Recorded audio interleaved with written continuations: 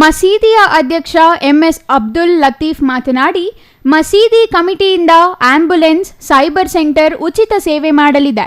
ಜಾತಿ ಭೇದವಿಲ್ಲದೆ ಎಲ್ಲ ಸಮುದಾಯಗಳ ಜನತೆಗೆ ಉಚಿತ ಸೇವೆ ಸಲ್ಲಿಸುತ್ತಿದ್ದೇವೆ. ಎಲ್ಲ ಜನತೆ ಸದುಪಯೋಗ ಪಡಿಸಿಕೊಳ್ಳಬೇಕೆಂದು ಕೋರಿದರು. ಸಮಾರಂಭದ ನಂತರ ಮಸೀದಿ ಬಳಿ ಅನ್ನ ಸಂತರ್ಪಣೆ ಮಾಡಲಾಯಿತು.